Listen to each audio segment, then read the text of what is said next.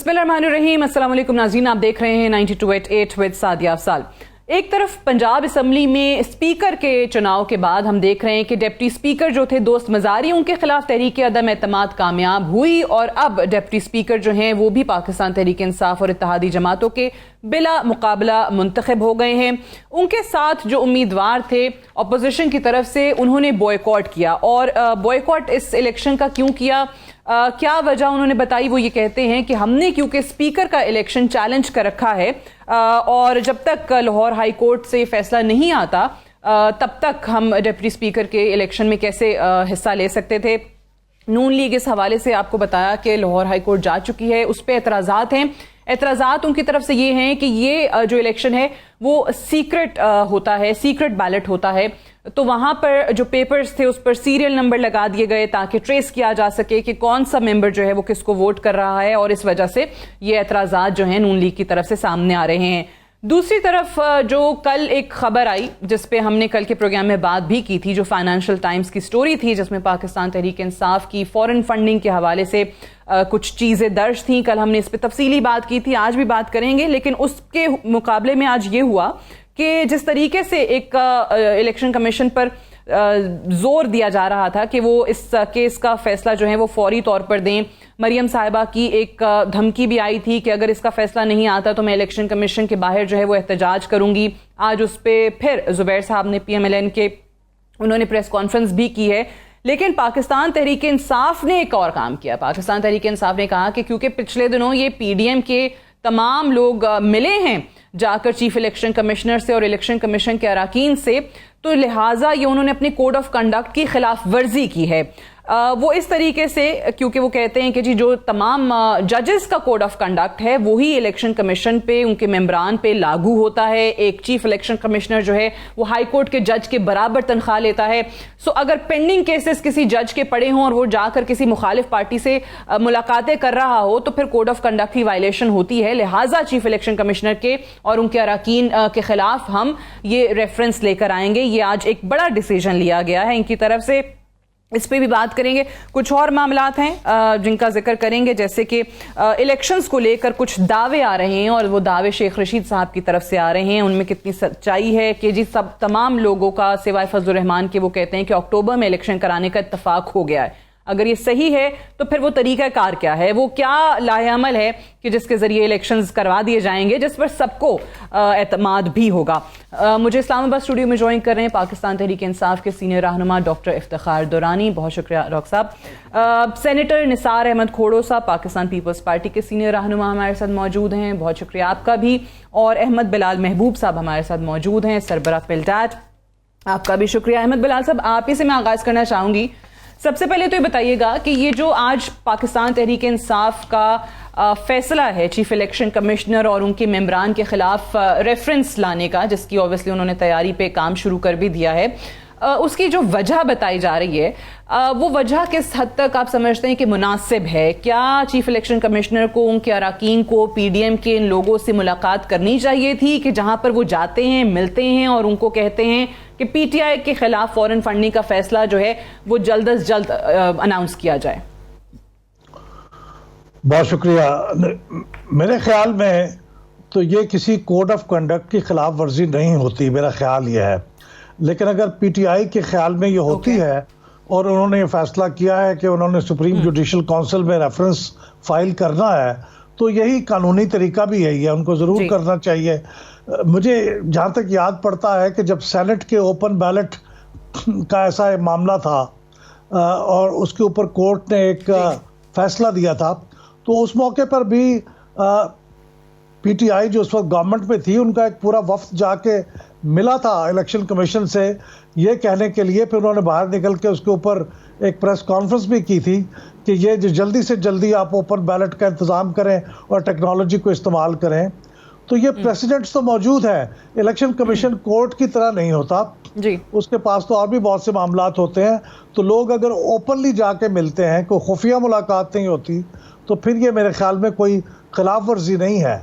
और वो chief election commissioner Mohammad अकेले भी नहीं मिलते, वहाँ पे उनके दूसरे मेंबर होते हैं या सेक्रेटरी या कोई दूसरे लोग मौजूद होते हैं, तो कोई खुफिया मुलाकात नहीं होती। जी, मेंबरान मौजूद थे, इलेक्शन कमीशन के और ऑफिशियल्स मौजूद थे। जी जी, तो पीटीआई अगर फिर भी समझती है तो जाहिर है कि उनको हक हासिल है कि वो जाकर रेफरेंस दाखिल करें। ओके, बट आपकी नज़र में ये किसी कोड ऑफ कंडक्ट की वायलेशन नहीं हुई है डॉक्टर साहब? जब कोड ऑफ कंडक्ट की खिलाफ वर्जी ही नहीं हुई और ओपन मुलाकात हुई है, कोई खुफिया मुलाकात भी नहीं हुई है, तो फिर ये वो रेफरेंस लाना बनता है? बिस्मिल्लाहिर्रहमानिर्रहीम जी, रेफरेंस इसलिए बनता है कि वो उनके ऊपर भी केसेस हुए हैं। किसी जज के पास भी जब आपका केस अंडर प्रोसेस हो, कहीं भी कानून नहीं है, मॉरल्स कोई नहीं है जिसमें आप जज को इन्फ्लुएंस कर रहे हैं, इर्रिस्पेक्टिव को हमारे खिलाफ केस कर, लेकिन उनके ऊपर तो भी केस चला हुआ है। तहरीक इंसाफ ने सारी पार्टियों पर केस किया हुआ है, तो वो बनता है। और इसके पीछे बैकग्राउंड है। अपार्ट फ्राम दिस, उनके एक लॉन्ग स्टैंडिंग जो है, जो हमारे चीफ इलेक्शन कमिश्नर साहब जब से आए हुए हैं, वो मुतनाज़ा हैं for his decisions. Right from जो उन्होंने इलेक्टोरल लिस्ट बनाई है, जो वोटर लिस्ट है, उसके बाद हमारा जो सिंध का था इलेक्शन था, उसमें तकरीबन 900 लोग जो है इंडिपेंडेंट इलेक्ट होके आ गए। फिर बाई इलेक्शन पंजाब में ये जो है PP 7 में उन्होंने इलेक्शन रोके रखा। फिर उसके बाद उन्होंने हमारा जो रिकाउंट का जो हमारा आईनी हक है, कानूनी हक है, वो उन्होंने रिजेक्ट कर दिया। कैंडिडेट को, कर्नल शबीर को नहीं रिकाउंट करने दिया, उन्होंने उसको राजा सगीर को इलेक्ट करा दिया। फिर काशिफ महमूद जो कि एक डिग्री पे डिसक्वालीफाइड थे उससे सुप्रीम कोर्ट से, वो जो है उसको उन्होंने मेंटेन रखा जब तक हमजा शहबाज को उन्होंने वोट नहीं दे दिया। उससे अगले दिन उन्होंने डिसक्वालीफाई कर दिया। फिर जब हम कहते रहे कि EVM पे कर दें, वो नहीं कर रहे, तो there is a long list जिसमें चीफ इलेक्शन कमिश्नर जो है और इलेक्शन कमीशन मुतनाज़ा हो गया है। लेकिन फिर भी मैं कहूँगा, अदरवाइज आप लोग बड़े मोतरफ थे उनके, शुरू में जब आपने नॉमिनेट किया था उनको, बड़ी तारीफें करते थे आप लोग उनकी। हाँ जी, वो हकीकत आपने बताई है हमें उनके बारे में। आपने भी हकीकत बताई हमें कि जी ये एक रास्ता है, तो हमने रास्ता अपना लिया। और वह रास्ता बिल्कुल दुरुस्त इसलिए है कि जब आप एक केस जो है कि पैरवी हो रही होती है, उसमें दोनों फरीक जो है जज से नहीं मिल सकते हैं, और ये दुनिया में हर जगह रूल है। ये एक चीज अहमद बिलाल साहब, just to clarify it once again, आप कह रहे हैं कि इलेक्शन कमीशन ये जो इदारा है, इसका इसकी हैसियत जो है वो कोर्ट के बराबर नहीं है, अदालत के बराबर नहीं है, क्योंकि ये आर्गुमेंट दिया जा रहा है ना कि जब जजेस जो हैं वो नहीं मिल सकते हैं पेंडिंग मामलात में, पेंडिंग केसेस में किसी भी पार्टी से, तो फिर ये क्यों मिले? देखिए, मैं तो वकील नहीं हूँ, लेकिन मैं तो ये भी देखा है कि जजेस भी बाज़-औक़ात केसेस के ऐन दरमियान में चैम्बर में बुला लेते हैं लोगों को और मिल लेते हैं। जस्टिस साकिब निसार साहब ने एक दफ़ा, आपको याद है, हमजा शहबाज साहब का एक केस था, उनकी खातून जिनको दावा था कि उनकी बेगम है, उनका उनके ऊपर केस था, उन दोनों को बुला लिया था और बुला के को आपस में उनका कोई एक सुलहनामा सा करवा दिया था। तो जज भी मिल लेते हैं। मैं तो समझता नहीं हूँ कि ये कोई खिलाफ वर्जी है ये। और फिर ये इलेक्शन कमीशन का केस थोड़ा सा मुख्तलिफ है, ये जजेस नहीं है, क्योंकि और भी बहुत से केसेस होते हैं जिनको डील कर रहे होते हैं, तो आपने उनके बारे में भी बात करनी हो तो वो कर सकते हैं। लेकिन फिर भी ये अगर महसूस करते हैं कि वो मुतनाज़े हैं, तो बजाय इसके कि उनको मुतनाज़े कहा जाए, उनको सुप्रीम जुडिशल काउंसिल में जाए, पहले ही चला जाना चाहिए था। ठीक है, बिल्कुल सही है। सेनेटर निसार खोड़ो साहब, ये फरमाइए कि ये जिस तरीके से एतराज़ हो रहा है कि आप लोगों ने मुलाकात की, PDM ने जाके, एक वफ्द ने जाके उनसे मुलाकात की, और आपका मुतालबा जो है वो पाकिस्तान तहरीक इंसाफ कहती है सिर्फ और सिर्फ ये था कि उनका आपने जो फॉरेन फंडिंग वाला फैसला है वो जल्दी सुना दें। आप लोगों ने बाद में प्रेस कॉन्फ्रेंस करके खुद भी यही कहा कि हमने जाके इलेक्शन कमीशन में ये दरख्वास्त दी है। So on the other hand, जब ये बात की जाती है कि सिर्फ पाकिस्तान तहरीक इंसाफ क्यों, वो कहते हैं पीपल्स पार्टी और PMLN के भी जो डिसीजंस पेंडिंग हैं वो भी इलेक्शन कमीशन सुना दे, तो अगर हो जाए तो अच्छा है, सब सामने आ जाएगा, सबका मवाजना भी हो जाएगा, आवाम के सामने आ जाएगा, उसमें कोई मुज़ायका तो नहीं है। मेरा पहला सवाल है कि फॉरेन फंडिंग का केस कितने सालों से इल्तावे में पड़ा हुआ है? फॉरेन फंडिंग का केस किसने दाखिल किया था? वो पार्टी का फाउंडर था, 8 साल, और वो पार्टी के फाउंडर ने दाखिल किया था। एस अकबर या जो भी इनके नाम है, उन्होंने दाखिल किया था, उनके पार्टी के वो फाउंडर्स थे, और यकीनन उनके पास कुछ प्रूफ होंगे। और 8 साल से अगर ये पेंडिंग था, 8 साल से अगर इमरान खान साहब की पार्टी मुख्तलिफ टाइम्स पर मुख्तलिफ एप्लीकेशन भेजती रही, उनके वकील जाके उनसे मिलते रहे और उनको कहते रहे फलां जगह पे पोस्टपोन करो, फलां जगह पे पोस्टपोन करो, क्या वो इलेक्शन कमिश्नर को हैरेस करने के लिए नहीं था? या वकील की दरखास्त जो है वो क्या प्रीएम्प्ट और जजेस को इन्फ्लुएंस नहीं कर सकती? बात तो है जज को ट्रस्ट करने की, चाहे वो इलेक्शन कमिश्नर हो, चाहे वो जुडिशरी का कोई जज हो। उनकी इंटेग्रिटी की बात अलग से होती है। अभी जैसे हुआ, हमने कहा जी फुल कोर्ट बनाओ, लेकिन जजेस ने कहा कि जब हम 3 जज काफी थे इमरान खान की डिसोल्यूशन को खत्म करने के लिए, तो आज भी हम ठीक है। ये क्रेडिबिलिटी की बात है। क्रेडिबिलिटी का क्वेश्चन है इलेक्शन कमिश्नर का। किसने बनाया था इलेक्शन कमिश्नर? किसके जमाने में इलेक्शन कमिश्नर बना था? 4 साल का या 5 साल का वायदा होता है ना। उसके साथ क्यों आप मिलते रहे? अगर आपने नहीं बनाया था तो उसके साथ मिलते क्यों रहे?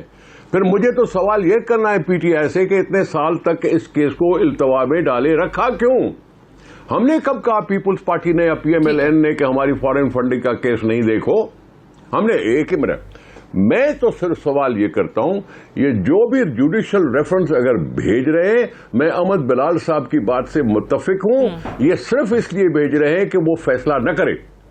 इस फैसले को डिले करने का एक और ये तरीका निकाला है कि जी हम रेफरेंस भेजेंगे, इलेक्शन कमीशन के साथ जाके कोई मिला है और वो मिल नहीं सकते, और रेफरेंस भेज के टाल रहे हैं, इस फैसले को टाल रहे हैं जो 8 साल से पेंडिंग है। और किसके लिए पेंडिंग है? पीटीआई, जिन्होंने 3-4 साल हुकूमत भी की है, उसके खिलाफ है। तो क्यों नहीं हो रहा? क्यों किसी को रोका जा रहा है? हुकूमत में रहकर उन्होंने क्यों डिले करवाया इतना सारा केस? तो वो भी तो इस तरह से हैरेसमेंट है ना, वो भी तो प्रीएम्प्ट करने की बात है ना जज को। अगर ये जाके मिले कि भाई 8 साल से फैसला नहीं आ रहा, खुदा के वास्ते फैसला करो, हमारी जान छुड़ाओ। अगर पीटीआई को क्लीन चिट दे दी है तो दे दो, मैं इसका जवाब ले, नहीं तो उनको गॉट योर पॉइंट, कन्विंस करो।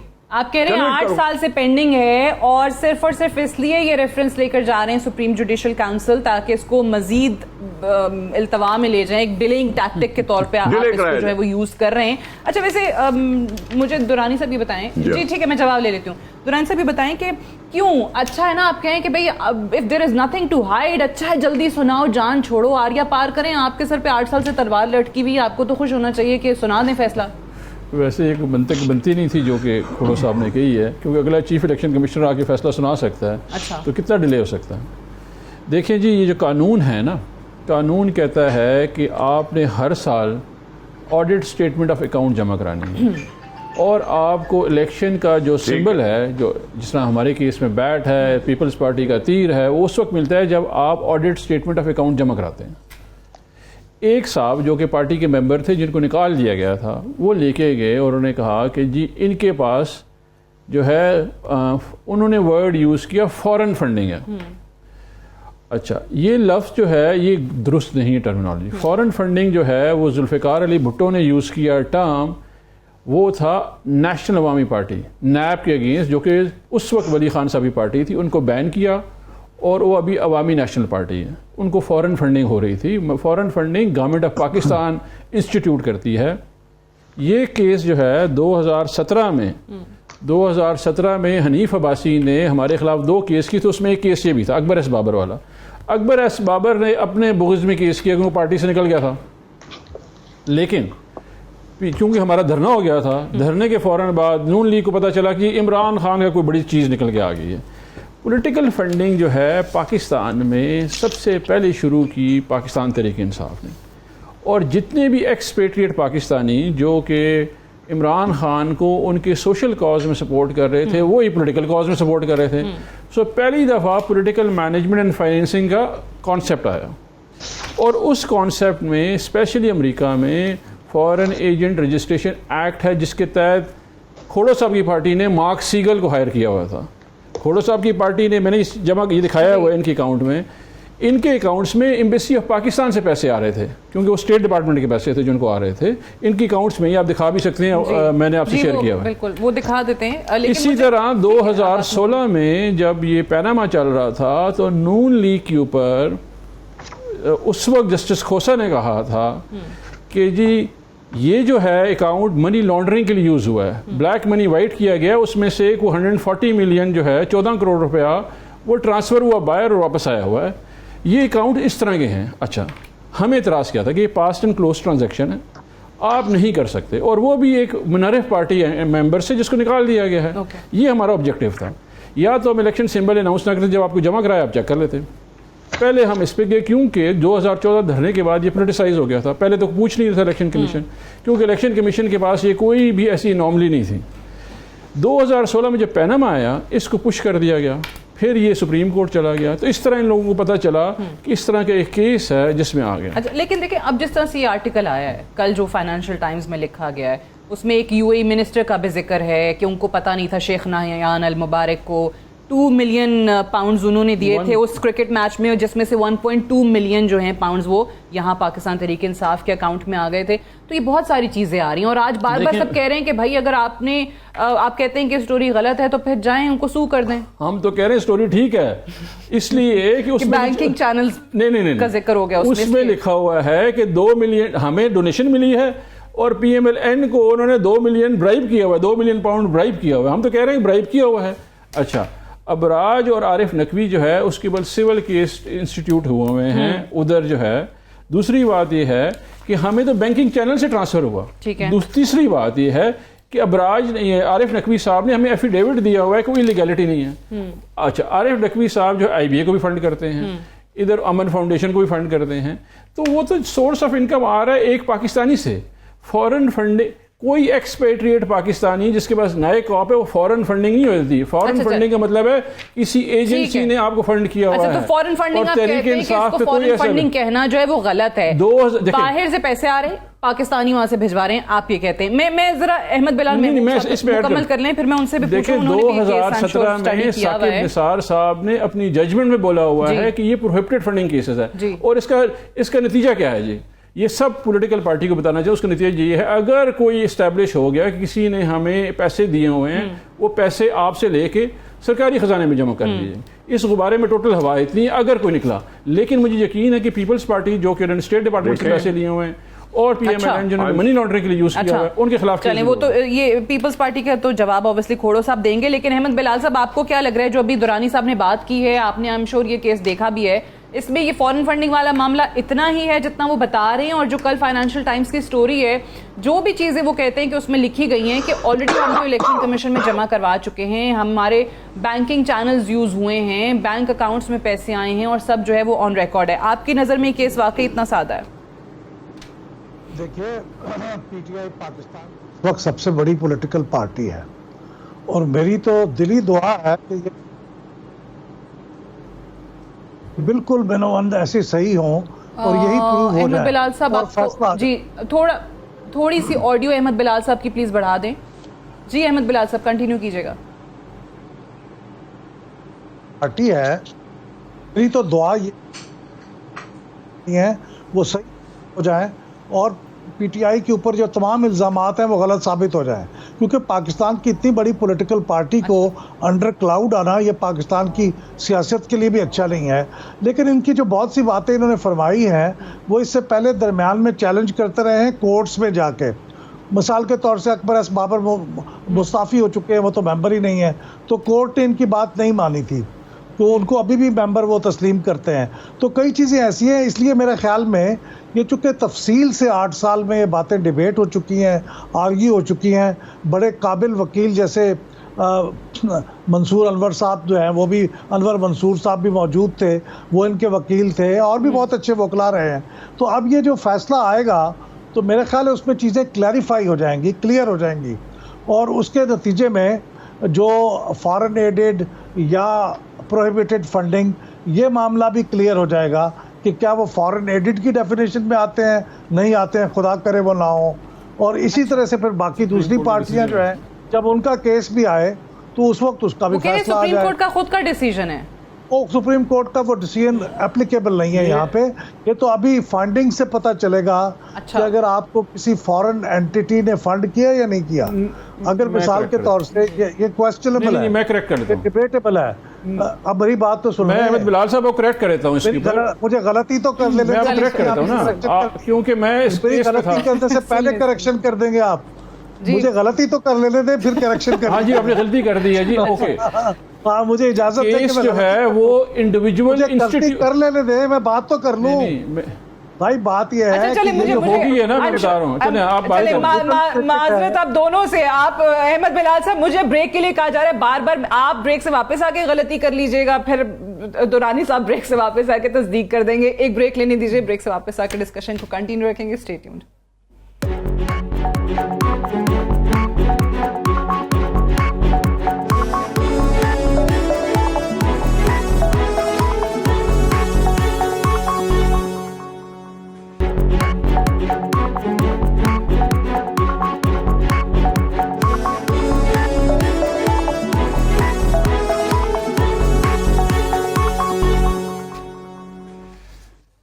वेलकम बैक प्रोग्राम में एक बार फिर से खुशामदीद जी। अहमद बिलाल साहब, आप अब गलती कर लें, काफी टाइम अब हमें मिल गया, ब्रेक से वापस आ गए, तस्दीक करेंगे दुरानी साहब पे। जी 2-3 क्विक बातें देखें। एक तो आपने जो फाइनेंशियल टाइम्स का हवाला दे के बात की थी, जो पैसे अबराज को या वोटन क्रिकेट को मिले हैं मुबारक अल नैहान साहब से या किसी और से भी, वो मेरे ख्याल में पीटीआई की जिम्मेदारी नहीं है। वो पीटीआई को तो मिले हैं ये पैसे वोटन क्रिकेट से। अब वोटन क्रिकेट का जो स्टेटस होगा वो क्वेश्चनेबल होगा, लेकिन वोटन क्रिकेट ने ये पैसे कहाँ से इकट्ठे किए हैं। अब कोई जो पैसे लेने वाला है वो हर डोनर की तहकीक करके ये नहीं देखता कि वो कहाँ से आए पैसे, वो उसका प्रॉब्लम है। और फिर अगर उसने आपको एफिडेविट भी दे रखा है तो फिर ये जिम्मेदारी पीटीआई की नहीं है। एक तो मैं ये बात ये कहना चाहता था। दूसरी बात ये थी कि ये जो अगर वाकई, और मैं अगर कह रहा हूँ क्योंकि ये बातें सारी साबित होंगी तो फिर पता चलेगा, वरना नहीं, कि वोटन क्रिकेट जो है क्या वो एक फॉरेन कंपनी है, फॉरेन रजिस्टर्ड कंपनी है, but owned by A Pakistani national. तो क्या उसको एक फॉरेन कंपनी तस्वुर किया जाएगा, या चूंकि वो पाकिस्तानी की कंपनी है तो उसको पाकिस्तानी तस्वुर किया जाएगा? ये दूसरा लीगल पॉइंट है जो इसके ऊपर तय होना है। तो ये बातें जब तय हो के इलेक्शन कमीशन अपने जजमेंट देगा तो उसकी बुनियाद पे फिर ये कहा जा सकेगा ये क्या है। लेकिन अगर फर्ज करें ये साबित होता है कि वो फॉरेन एंटिटी है, तो फिर वो फॉरेन एडिड की डेफिनेशन में आएगी, और उसके लिए इस साइकिल में तो सिर्फ इतना ही होगा कि ज़्यादा से ज़्यादा पैसे जब्त हो जाएंगे। लेकिन उसके लिए फिर एक दूसरा केस होगा जिसके लिए गवर्नमेंट ऑफ पाकिस्तान एक डिक्लेरेशन या रेफरेंस दाखिल करेगी सुप्रीम कोर्ट में। वो बिल्कुल एक अलग मामला होगा, लेकिन हम उसकी तरफ क्यों जाएं जब ये पहले इसका फैसला हो, तो फिर देखेंगे कि उसकी ज़रूरत है या नहीं है।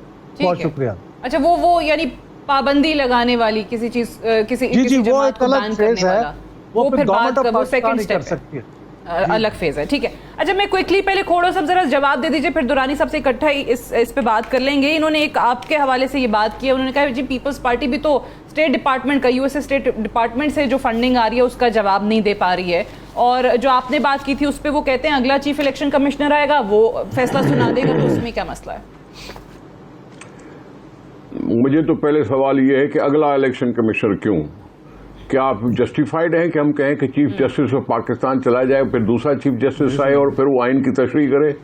ये कोई जस्टिफाइड बात नहीं है। अगर इलेक्शन कमीशन है और अपने अरसे के अंदर, मैं ये कह रहा हूं कि पाकिस्तान पीपुल्स पार्टी या पीएमएल-एन का केस कहां तक पहुंचा है, अंडर ट्रायल है, जितना भी है सो है। लेकिन इसके लिए तो मुझे जहां तक याद पड़ता है वो ये है कि जी अभी ये फैसला महफूज हो चुका है, यानी सारे आर्ग्यूमेंट्स हो चुके हैं, सब कुछ हो चुका है। अब इलेक्शन कमीशन ने फैसला महफूज रखा हुआ है। अब मैं इसका तुक समझ रहा हूं कि महफूज क्यों? फैसला तो वो है कि जो दिखाई दे और वो अनाउंस हो जाए। हमें नहीं मालूम कि क्या सारे अकाउंट्स उन्होंने जमा कराए थे या नहीं कराए थे। बहुत से लोगों की बातें तो मुख्तलिफ सी आती हैं, अखबारों में आता है, कभी इंडिया का नाम लिया जाता है, कभी इजराइल का नाम लिया जाता है, कभी किसी फॉरेन फंडिंग कंपनी का नाम लिया जाता है। अब अल नहियान साहब ने अगर पैसे दिए वो सोशल वर्क के लिए दिए थे, तो वो पीटीआई के अकाउंट में क्यों आए? ये सारे सवाल हैं जो इलेक्शन कमीशन ने फैसला करके बताना है। इतनी कोई सिंपल बात नहीं है, लेकिन मैं सिर्फ ये कह रहा हूं 8 साल से चला हुआ, अभी फैसला महफूज पड़ा हुआ है। इसके लिए मैं क्यों नहीं डिमांड कर सकता इलेक्शन कमिश्नर से कि जी ये फैसले की फतवा दी जाए? तो अच्छी बात है। एक पॉलिटिकल पार्टी सारी की सारी अंडर क्लाउड आ गई है, अंडर क्लाउड आ गई है कि उसको क्लीन चिट नहीं मिली। उसने सारी पार्टी के लिए सवाल उठा लिए, चोर होने का, दगाबाज होने का, झूठ बोलने का। ये सारी पार्टी, अगर भुट्टो साहब ने एएनपी के लिए, आपको याद होगा बलूचिस्तान में इंसर्जेंसी हुई थी, उसके बाद वो गवर्नर रूल लगा था, उससे वक्त उसके जो भी डॉक्यूमेंट्स आए थे, हो सकता है नैब पर कोई ऐसा केस था या नहीं था, ये तब की बात है, 1970 के जमाने की बात है। अभी मैं बैठ के कह रहा हूं कि पाकिस्तान के इलेक्शन कमीशन के रूल्स में, मुझे नहीं मालूम, दुरानी साहब बता सकते हैं, अहमद बिलाल साहब बता सकते हैं, ये फंडिंग रेज करने का तरीका अमेरिका में तो होता है, लेकिन पाकिस्तान में तो मुझे नहीं दिखाई दिया। हम तो सिर्फ मेंबर होते हैं जो अपनी फीस भरते हैं, वो पार्टी के अकाउंट में जाती है, उसकी ऑडिट होती है, हमारे पास इतने पैसे हैं, हम इस तरह से पार्टी चला रहे हैं। लेकिन ये मिलियंस ऑफ डॉलर्स की बात है, ये मिलियंस ऑफ डॉलर्स की बात है। ये अगर इमरान खान एक सुने तो सही, आप इतनी जल्दी क्यों कर रही हैं? दूसरों को सारा बड़ा मौका दे रही हैं। किसी और को भी बोला है, बुलाया है आपने चैनल पे, तो बात करने दिया करें। तो कुछ कहा ही नहीं। हाँ, तो फिर आप कट नहीं करें ना, मैंने तो कुछ कहा ही नहीं, मैं बात पूरी करनी चाहिए। आपने कहा ना ठीक है, मतलब आप चुप कर जाओ। तो ठीक है, मैं आप ही की बात पे ठीक है कह रही हूँ, मैंने तो आपको इंटरप्ट नहीं किया। मैं हो गया चुप। जी मुकम्मल कीजिए। मैं हो गया चुप जी, आप बोले। मैं कह रही हूँ, मैं आपकी बात सुन रही हूँ, आप मुकम्मल कीजिए। सर जी मैं तो बोल ही नहीं रही, मैंने तो आपसे सवाल ही नहीं किया, मैंने आपको इंटरप्ट नहीं किया। मुकम्मल कीजिए, आप मुकम्मल कीजिए। ठीक है, इसका मतलब मैं ये समझा कि आप बोल रहे हैं, बस करें आप इसका मतलब मैं समझा कि बस करें। खोड़ो साहब, आई थिंक आप वहां बैठे ना, ये वो वीडियो लिंक की वजह से थोड़ा सा डिले होता है ऑडियो में, तो आपको शायद मेरी आवाज थोड़ा देर से पहुंच रही है। आप मुकम्मल कीजिए बात। मैं माफ कीजिएगा, मैं वीडियो लिंक पे पहली दफा नहीं आया, आता रहता हूँ, इसलिए मुझे पता है कि आप क्या कह रही थी, इसलिए मैं चुप हो गया। आप हमारे शो में भी हर दफा वीडियो लिंक पे ही आते हैं, तो थोड़ा डिले होता है आवाज का, मैं ये कह रही हूँ। आप मुकम्मल तो कर लें बात। नहीं, कोई डिले नहीं है, बिल्कुल कोई डिले नहीं था, बिल्कुल मैं सीधी बात सुन रहा हूं। चले आप बोले, दुरानी साहब से बात करवाएं, सुन रहे हैं। दुरानी साहब बताइए जी, ये जो इन्होंने कहा है कि जी ये बाहर तो होता है कि फंडिंग के जरिए आप पैसे इकट्ठे करते हैं सियासी जमातों के लिए, पाकिस्तान में कौन सा कानून है? और आज आई थिंक आप लोगों की प्रेस कॉन्फ्रेंस के अंदर ये बात की गई थी कि पाकिस्तानी जिस तरीके से पैसे देते हैं और जैसे फंड करते हैं पीटीआई को, हम यही तरीका रखेंगे, इसी को कंटिन्यू रखेंगे आगे फ्यूचर में भी। देखिए, इससे पहले जो निज़ाम था, मेरा ख्याल है क्योंकि अहमद बिलाल साहब के इसके ऊपर बहुत ज़्यादा होल्ड है, पिल्ड है, ये काम करती है। हमारे यहाँ ठेकेदारी सिस्टम है कि जिसने पैसे कमा लिए उसने पार्टी को फ़ंड कर दिया, कोई मैकेनिज़्म इन्होंने प्लेस नहीं किया हुआ था। अभी भी इनसे पूछने सोर्स ऑफ फंडिंग, जो आपने सवाल पूछा, वो खोड़ो साहब बड़े प्यार से गोल करके उन्होंने जवाब कोई नहीं दिया, उन्होंने जवाब सवाल हम पे डाल दिया। इनमें से किसी पॉलिटिकल पार्टी के पास इसकी सोर्स ऑफ फंडिंग नहीं है। ये मैं आप इनकी अपने स्टेटमेंट ऑफ अकाउंट्स में कहते हैं जी अनडिस्क्लोज, अनवेरीफाइड, वो खुद इनकी स्टेटमेंट ऑफ अकाउंट्स में लिखा हुआ है। हमने पॉलिटिकल फंडिंग का प्रोसेस शुरू किया क्योंकि इमरान खान वाहिद लीडर है दुनिया में जो कि अपनी ईमानदारी की वजह से मशहूर है। हमने शौकत खानम ने, आपको पता आइडिया है कि कितनी अमाउंट अभी तक रेस की गरीबों के लिए, और शौकत खानम में ख़र्चा है बाय एनी चांस किसी पाकिस्तानी को पता? ये 65 अरब रुपए बनते हैं जी, $586 मिलियन। और आज तक लोग जो है उसको ट्रस्ट करते हैं। और ये पॉलिटिकल फंडिंग का कॉन्सेप्ट जो है पाकिस्तान तहरीक इंसाफ लेके आया कि आप, मैं, ये कैमरामैन टीम वाला ये कंट्रीब्यूट कर सकता है। इससे पार्टी ब्लैकमेलिंग से बच जाती है। छोटा छोटा हम चंदे की कैंपेन, अभी जब ये इलेक्शन हो रहा था हमने कैंपेन लॉन्च की हुई थी, पैसे दें हमें, वो चंदा इकट्ठा करने का है। वो चंदा जो स्पेशली अमेरिका में या बरतानिया में या मिडल ईस्ट में उधर लॉज हैं, कोई बंदा भी आपको लॉज बाईपास नहीं कर सकता कि जी उसमें आप जो बंदा एफिडेविट दे रहा है वो आप ब्रिटिश नेशनल है बता रहा है कि जी मैं ठीक दे रहा हूँ, वो तो कानून के ज़ुमरे में आ जाएगा। इधर भी जो है हम जो रिसीविंग एंड पे है हमारे पास रिक्वायरमेंट ये होनी चाहिए कि ऑडिट थ्रू बैंकिंग चैनल आ रहा है। अगर कोई नॉर्मली हमारे जहन में या जहन में कोई ऐसी बात होती तो हम करते। ठीक है, जो मैं रेफ़र कर रहा था साकिब निसार साहब की स्टेटमेंट, वो बिलाल साहब को शुक्रिया, उन्होंने करेक्शन कर दी। 2017 के डिसीजन में उन्होंने बताया कि कोई इंडिविजुअल जो है फर्द वाहिद वो फॉरेन फंडिंग इंस्टीट्यूट ही नहीं कर सकता। Institution of foreign funding case जो प्रोगेटिव है गवर्नमेंट ऑफ पाकिस्तान का। ठीक है, इंटीरियर मिनिस्ट्री के उस फैसले में जो हनीफ अब्बासी लेके गए हुए थे उसमें ने लिखा हुआ था पाकिस्तान तहरीक इंसाफ जो है वाहिद पार्टी है, अक्रॉस बोर्ड में कह रहा हूँ क्योंकि मैं एक पोलिटिकल साइंस का स्टूडेंट भी हूँ, मेरा शौक़ है सियासी पार्टियों को रीड करना भी। उसमें मैंने देखा है कि पॉलिटिकल फंडिंग का प्रोसेस ही नहीं है। आपको तो फ़ोन आ जाएगा जी ये पैसे जमा करा दे जी। तहरीक इंसाफ में ऐसा कोई कॉन्सेप्ट नहीं है। सोशल मीडिया पे कैंपेन आती है, ओवरसीज़ पाकिस्तानी जो है वो डोनेट करते हैं और उसका पर्पज़ ही पॉलिटिकल फंडिंग है। अच्छा, और कोई पर्पज़ नहीं। ठीक, अच्छा अब मुझे अहमद बिलाल साहब एक बात बताइए, अभी खोड़ो साहब भी कह रहे थे कि असल सवाल ये है कि क्यों पाकिस्तान तहरीक इंसाफ ये क्यों कहती है कि अगले चीफ इलेक्शन कमिश्नर आएंगे तो वो अनाउंस कर देंगे, इनके जाने से कोई फ़र्क नहीं पड़ जाएगा। लेकिन अभी जो बातें चल रही हैं वो शेख रशीद साहब के दावे आपके सामने ही हैं कि जी सबका अग्रीमेंट हो गया है, अक्टूबर में इलेक्शंस कराएंगे, तो ये चीफ इलेक्शन कमिश्नर के ख़िलाफ़ या उनके इलेक्शन कमीशन के दीगर मेंबरान के ख़िलाफ़ एक रेफरेंस चला जाएगा सुप्रीम जुडिशल काउंसिल, तो फिर बाकी मामलात पीछे कौन देखेगा? और अगर इलेक्शंस की तरफ जाना ही है तो उस इदारे में फिर किसकी तैनाती होगी? ये तो ज़ाहिर है हुकूमत और अपोजिशन दोनों को फिर बैठना पड़ेगा, वो अपोजिशन जो पार्लियामेंट से बाहर है। देखिए ये जो रेफरेंस अगर ये दाखिल करेंगे उनके खिलाफ तो उसका साथ ही ये थोड़ी तय हो जाएगा कि अब ये इलेक्शन कमिश्नर नहीं रहे। ये तो अब वहाँ पे केस चलेगा, ये अपना केस प्रूव करेंगे। अगर ये केस प्रूव हो गया तो फिर उनको हटाया जाएगा, और जब वो हटाया जाएगा तो फिर उनकी जगह कोई नया चीफ इलेक्शन कमिश्नर लगेगा। उसका एक प्रोसेस होगा, उस प्रोसेस को भी कॉन्स्टिट्यूशन में लिखा हुआ है, तो वो तो एक लंबा प्रोसेस है। लेकिन मेरे ख्याल में इस केस का फैसला उससे कोई मुंसलिक नहीं है।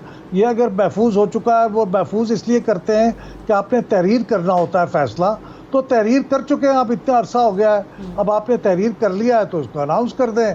और अगर वो उसके ऊपर कोई एतराज़ होगा किसी भी पार्टी को तो उसको वो चैलेंज कर सकेंगे।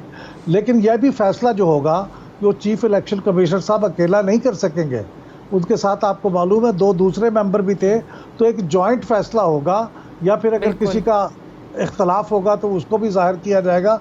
तो चीफ इलेक्शन कमिश्नर साहब अकेले न सिर्फ ये कि इस चीज़ का कोई फैसला नहीं कर सकते, बल्कि कोई भी फैसला वो नहीं कर सकते।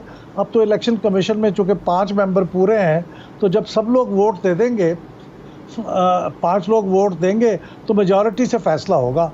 अब ये क्विकली मैं ये भी अर्ज़ कर दूँ, इस पर कोई एतराज़ की बात नहीं है कि यहाँ पे लोग आप लोगों से क्राउड फंडिंग के ज़रिए पैसे इकट्ठे ना करें। यानी खोड़ू साहब ये फरमा रहे थे ना, तो कोई प्रॉब्लम नहीं है, इजाज़त है। अगर आप गैर मुल्की से पैसा नहीं लेते, किसी कंपनी से पैसा नहीं लेते, तो उसके ऊपर कोई एतराज़ नहीं है। बल्कि ये बहुत अच्छी बात है कि अगर आप मेंबर्स के अलावा आम लोगों को कहें भी जो लोग इसकी हमायत करते हैं वो हमें जहां वोट देते हैं वहां नोट भी दें, तो बिल्कुल अच्छी बात है। जितने ज़्यादा आपके लोग वो होंगे, कंट्रीब्यूट करने वाले होंगे, उतना ये पार्टी का जो सपोर्ट बेस है बड़ा हो जाएगा। और वो बिल्कुल ठीक कह रहे थे दुरानी साहब कि फिर वो ब्लैक मेलिंग से बच जाएंगे और चंद लोग उसका मालिक नहीं बनेंगे। यानी इस पार्टी को कोई ओन नहीं करता, ये आम लोगों की पार्टी है, तो बहुत अच्छी बात है। बिल्कुल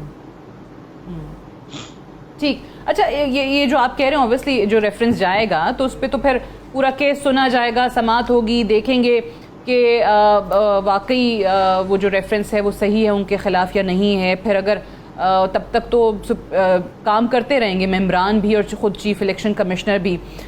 मुझे एक ब्रेक लेनी है, ब्रेक से वापस आकर खोड़ो साहब आपसे भी मेरा यही सवाल होगा कि फिर ये बार बार ये जो जल्द अज जल्द इंतखाबात कराने पे, जिसमें वो कहते हैं कि जी तमाम इदारों का भी और सियासी जमातें भी इंक्लूडिंग पाकिस्तान पीपल्स पार्टी इत्तफाक कर चुके हैं कि अक्टूबर में इलेक्शंस अगर होते हैं तो हमें कोई एतराज़ नहीं है। इनके शेख रशीद के इस बयान में कितनी सदाकत है, इस पर भी आपका जवाब जानेंगे एक वक्फे के बाद।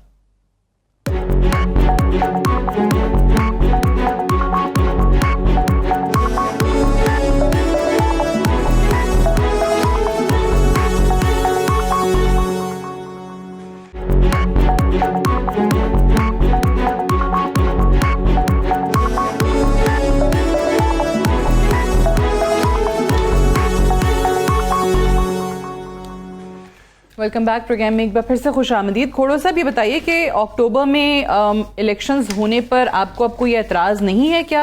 ये जो शेख रशीद साहब ने दावा किया है कि सब लोगों का इस पर मुत्तफिक हैं और इदारे भी ऑन बोर्ड हैं कि अक्टूबर में इलेक्शंस करवाने तो करवा दें। देखें, मैं शेख रशीद के तोते से वाकिफ नहीं हूँ। उसका तोता क्या बोलता है क्या नहीं बोलता मैं उसे वाकिफ नहीं हूँ, और शेख रशीद पर कोई बयान देना मैं समझता हूँ ज़रूरी भी नहीं है। वो अपने बीच में अपने आप को रेलेवेंट बनाने के लिए कुछ न कुछ बयानात देते रहते हैं। डबल क्रॉसिंग आदमी है, डबल डीलिंग करता है और ये सारा कुछ बोलता रहता है।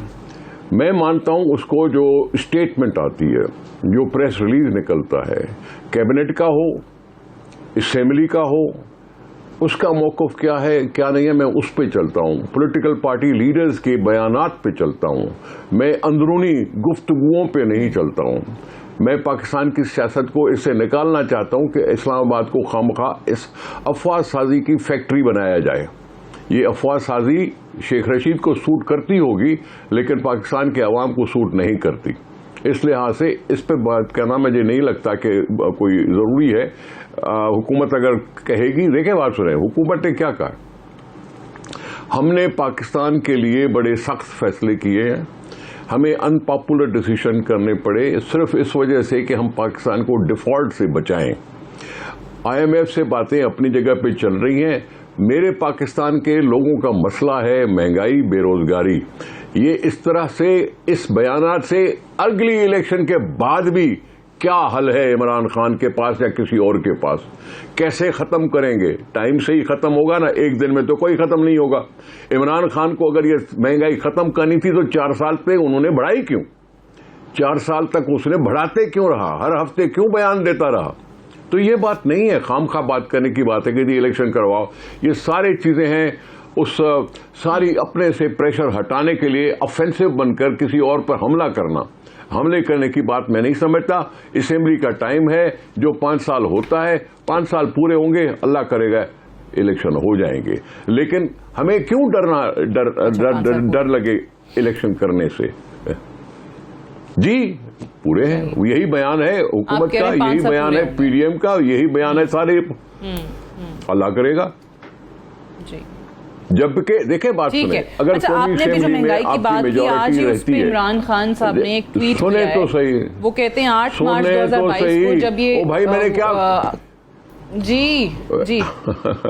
मैं आपसे ही सवाल कर रही हूँ, मैंने क्या गुनाह कर दिया अगर इमरान खान पर? जी मैं अर्ज करूं, मैंने इमरान खान को लताड़ने का अगर कोई गुनाह तो नहीं किया ना, मैं उस पर तो सवाल कर सकता हूं। 4 साल की महंगाई पर सवाल तो उसे होते रहेंगे, इलेक्शन कैंपेन में भी होते रहेंगे, जब भी इलेक्शन होंगे ये बातें तो होती रहेंगी। रही बात इस हुकूमत की, वो क्या कर रही है, हो सकता है कंट्रोल हो जाए, हो सकता है कुछ ना कुछ पॉजिटिविटी आ जाए, लेकिन मैं बैठ के खामखा इस भौचाल पैदा करने के हिमायत में नहीं हूं। ये असेंबली को अगर टाइम है और हुकूमत, फेडरल हुकूमत को अगर ये मेजॉरिटी कायम है तो फिर ये हुकूमत होती है, चलेगी और 5 साल पूरे करेगी। ठीक है जी, आपने कहा कि जी ये हम करने की कोशिश कर रहे हैं और हो सकता है कि महंगाई कम हो जाए। मैं उसी पे ये बताने लगी थी, जो ट्वीट आपकी ही बात से, कि उन्होंने कहा कि जी 8 मार्च 2022 को इमरान खान साहब ने ट्वीट किया है कि जब ये वोट ऑफ नो कॉन्फिडेंस आया था तो डॉलर 178 पे था, आज 250 पे है। इन्फ्लेशन 16.5% थी, आज 38% है।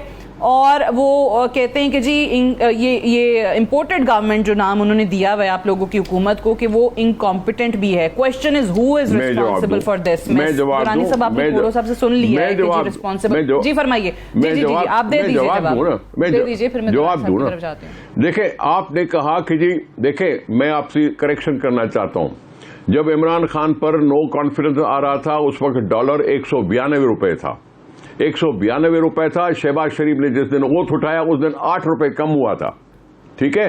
लेकिन आप मुआवजा करें कि 2018 से लेके 2022 तक कितनी इन्फ्लेशन बढ़ी, कितना डॉलर बढ़ा। 2018 से पहले तो डॉलर 107 रुपए था, इमरान खान के 3 साल में 100 रुपया बढ़ा, 100 रुपए के लगभग बढ़ा। उस पर क्यों नहीं हम बात करें? उस पे हम बात क्यों नहीं करें कि 100 रुपया बढ़ा, 107 रुपए से 192, लगभग 100 रुपया ही हो गया ना, लगभग 100 रुपया ही हो गया। तो ये जो बढ़ाई बात इमरान खान साहब के वक्त में, इसका भी तो जवाब आना चाहिए। आप सिर्फ आज 92 से 50 की बात कर रहे हैं। जवाब ले लेती हूँ। इमरान खान साहब पूछ रहे हैं, question is who is responsible for this mess. Durrani साहब, खोड़ो साहब तो कह रहे हैं आप ही रिस्पांसिबल हैं इस मेस के।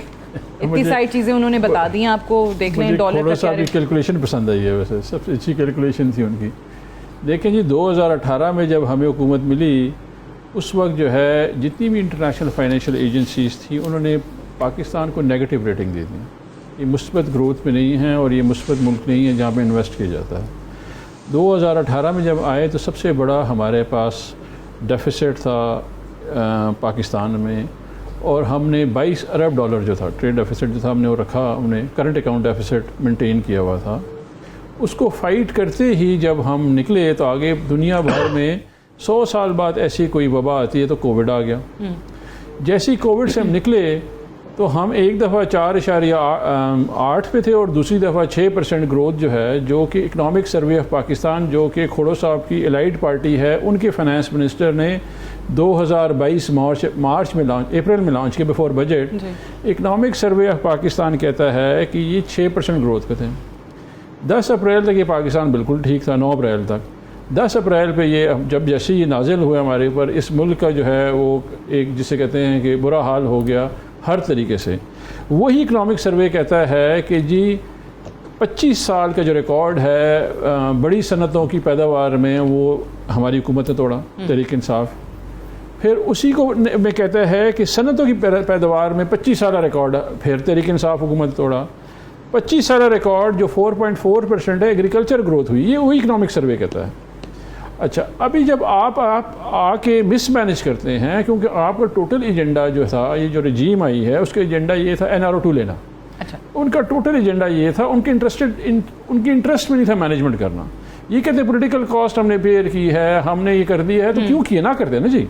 आपको शौक था क्योंकि आपको ये पता था हुकूमत के लिए। लेकिन मुझे एक बात बताएं, पश्तो की बड़ी मिसाल है। वो कहते हैं मक्के डांग दे रुस्तो पलांग दे। वो कहते हैं आगे दरिया है और पीछे शेर खड़ा है, तो मैं कहाँ जाऊँ। तो इन्होंने पिक करना था कि शेर के पास जाना था, ये दरिया में, तो दरिया में छलांग लगा दी इन्होंने कि जी हमने हुकूमत। आके इनको कहा गया आप ये देखें इस मुल्क का अलमिया, तो इस मुल्क का अलमिया देखें, अवाम में भी तो जाएंगे ना। अगर वो महंगाई कर रहे हैं तो आप सोचें ना अवाम इलेक्शन में क्या करेंगे फिर। एक सिविलियन हुकूमत के लिए जब ये फ़ोन जाता है, एक chief of the army staff phone करता है, ये स्टेट ऑफ अलार्म है। हमारी जो सिक्योरिटी पॉलिसी है, जो इस दफ़ा लॉन्च की गई थी तहरीक इंसाफ 2021 में, नेशनल सिक्योरिटी पॉलिसी, उस नेशनल सिक्योरिटी में लिखा हुआ था कि जी इकोनॉमिक सिक्योरिटी ही एक्चुअल सिक्योरिटी है, जिसकी वजह से उन्होंने फ़ोन किया। ये स्टेट ऑफ अलार्म है बिकॉज ये हमारे में मुसलत है। और वो इकोनॉमिक स्टेबिलिटी तब तक नहीं आएगी जब तक ये लोग मुसलत रहेंगे और इलेक्शन नहीं होगा। चले आप ये कह रहे हैं, मैं तो कह रही हूँ पॉलिटिकल स्टेबिलिटी हो, कभी कुछ हो रहा है कभी कुछ हो रहा है, समझ में नहीं आ रहा है। खोड़ा साहब ये फरमाइए, ये जो इन्होंने बात की है कि वो कह रहे हैं आर्मी चीफ को इंटरवीन करना पड़ा। मैं गुजारिश करूँ जी, मैं गुजारिश करूँ, ये कहाँ इमरान खान साहब ने आर्मी चीफ को यूज नहीं किया। सऊदी अरब क्यों लेके गए थे, दुबई लेके क्यों गए थे, चाइना के वो टूर क्यों करते हैं। खुद इमरान खान साहब अपने साथ व्हाइट हाउस में डोनाल्ड ट्रंप के साथ मुलाकात करने के लिए चीफ ऑफ आर्मी स्टाफ को क्यों लेके गए थे। वो तो प्राइम मिनिस्टर थे ना, वो खुद चले जाते। क्या जरूरत थी इतना सारा कुछ करने की। उस वक्त आपको याद नहीं है। अभी आर्मी चीफ का फोन करके ये कहना कि जी IMF से कर्जा दिलाने में हमारी मदद करो, इकोनॉमिक पैकेज देने के लिए हमारी मदद करो, तो उसमें इसको बुरा लगा है। आर्मी चीफ को बोल रहा है फोन क्यों करता है, खुद लेके जा रहा है। सऊदी अरब ले गया, दुबई ले गया, चाइना भी गया, अमेरिका साथ अपने ले गया था, अपने साथ पहली दफा ऐसा हुआ कि प्राइम मिनिस्टर साहब गए और उसके साथ चीफ ऑफ आर्मी स्टाफ थे। उस वक्त का क्या जवाब है दुरानी साहब। खोड़ो साहब ने कहा था कि पैसे मांगने गया था। मेरा सवाल ये है, पसंद है वो कह रहे हैं, मेरा सवाल खोड़ो साहब ये है, उन्होंने कहा कि मैं पैसे मांगने गया था इमरान खान साहब। आपको तो स्टेटमेंट दे रहे कि मैं पैसे मांग रहा हूँ, प्लीज पैसे दे दो। हमारे लिए तो उसने नहीं कहा, आपके लिए कह रहे हैं, आपकी हुकूमत के लिए। तो हम भी खुदा के वास्ते पैसे कह रहे हैं ना। हमारे साथ हो गया सिपह सलार था, अगर किसी पाकिस्तान का सिपह सलार था। मेरी यार सुने, अगर किसी ने फोन किया तो ओपनली कहा ना, अमेरिका के वो छुपाया तो नहीं। मेरा सुन ना, मेरी अर्ज सही है। नहीं मेरी अर्ज सुने, इसलिए जा रहा छुपाया था तो नहीं अमेरिका, भाई। इसलिए गया कि अफगानिस्तान के पीस प्रोसेस आप हो तो रहा था। छुपा के गए नहीं, थे। सुने ना, खोड़ो साहब बात मुझे करने दें। नहीं सुने मेरी यार सुने ना। अमेरिका इसलिए गया कि अफगानिस्तान के पीस प्रोसेस हो रहा था। समझ रहा हूँ, लेकिन अच्छा, सऊदी अरेबिया इसलिए गया कि उनकी मेमोरी लॉस नहीं सिक्योरिटी होनी है। चाहिए। नहीं, हमारी मेमोरी लॉस अल्हम्दुलिल्लाह नहीं है। मैं तो ये कह रहा हूँ आपके लिए लम्हा फिक्रिया है कि जब चीफ फोन करता है तो आप समझेंगे क्या होता है उसके बाद। आपकी लम्हा फिक्रिया है कि वो फोन कर रहा है कि पैसे दे दो बेचारों को। ये सूरत हाल है कि इतबार कोई नहीं कर रहा। मिफ्ता इस्माइल ने भी तो मुलाकात की थी ना यूएस एम्बेसडर से यहाँ आप पर। खुद कह रहे हैं, यही कहा आप था खुद कि कह रहे हैं, आप इतबार नहीं कर रहा। IMF को कहें कि जी ये किस्त रिलीज कर दें। आपने अभी खोड़ो साहब ऐसे क्यों नहीं हो रहे? आज स्टाफ लेवल एग्रीमेंट भी हो गया, सब कुछ हो गए, क्या वजह है? सुने तो सही, और सुने तो सही। अभी दुरानी साहब ने खुद ही कहा कि नेशनल सिक्योरिटी काउंसिल में ये एजेंडा था कि इकोनॉमिक का फैक्टर भी रखकर अगर उन्होंने फोन किया है तो अच्छा नहीं लगता। उन्होंने अभी कहा कि भाई उनको था कि अपने रिसोर्सेज इस्तेमाल करें। फॉरेन मिनिस्टर कर सकता है, दूसरे कर सकते हैं, प्राइम मिनिस्टर कर सकता है, ये होता है। हम पाकिस्तान वाले जो बैठे हुए हैं यहाँ अपने आप को कर्जे की मैं पीने पे लगे हुए हैं, ये तो इमरान खान ने शुरू किया। वो तो कह रहा था मैं खुदकुशी करूंगा, लेकिन खुदकुशी उसने की नहीं, उल्टा उसने कर्जा मांगा। आपको इमरान खान की बात पर चुप क्यों लग जाती है? तो इमरान खान ने कहा था, खोड़ो साहब इशू ये है, खुदकुशी कर लूंगा, होता ये है ना, मैं खुदकुशी कर लूंगा। मैं बताता हूँ, नहीं जाऊंगा, बिल्कुल वो बयान याद है उनका। आपको मैं बताता हूँ कि क्यों फोन किया। मैं आपको बताता हूँ आपको क्यों फोन किया। इमरान खान के लिए इसलिए फोन नहीं किया कि इमरान खान की दुनिया भर में क्रेडिबिलिटी थी। आप लोगों की ना आपकी और ना आपके एलाइज की क्रेडिबिलिटी दुनिया में, इसलिए गारंटर आ गया। उसने कहने नहीं आप दे दे, हम इनकी गारंटी कर लेते, कोई बात नहीं है, पैसों का फिक्र ना करें। ये हमेशा जब आप उधार लेने जाते हैं, इसी वजह से पैसे नहीं मिल रहे। इसी वजह से क्रेडिबिलिटी आप लोग तो कहते थे भाई इनको लाने वाला अमेरिका है, पैसे तो नहीं मिल रहे। उनको पता है ये पैसे ले जाएंगे, वापस ले जाएंगे, चोरी करेंगे। उनको पता है लाडले होते हैं, ये कहते हैं भाई अगर हम इतने लाडले होते तो हमें पैसे फौरन मिल जाते हैं ना। देखिए एयर स्पेस, उनकी जो अरेंजमेंट क्या थी कि अफगानिस्तान के लिए एयर स्पेस दे दें। इन्होंने पूछा उनसे, कोई बात नहीं की। जो इनको रिक्वायरमेंट थी उन्होंने इनसे गुफ्तगू कर ली। आपने धोखा जो दिया। वो कह रहे थे एक्सेस उनको उन्होंने दे दिया। आपने धोखा दिया। क्या बात है, उन्होंने कहा ठीक है, उन्होंने मकसद की इस्तेमाल। Right, I have to wind up. बहुत बहुत शुक्रिया डॉक्टर इफ्तिखार दुरानी साहब, निसार अहमद खोड़ो साहब प्रोग्राम में ज्वाइन करने के लिए। That's all for tonight. I see tomorrow इंशाल्लाह। इजाजत दीजिए, खुदा हाफिज।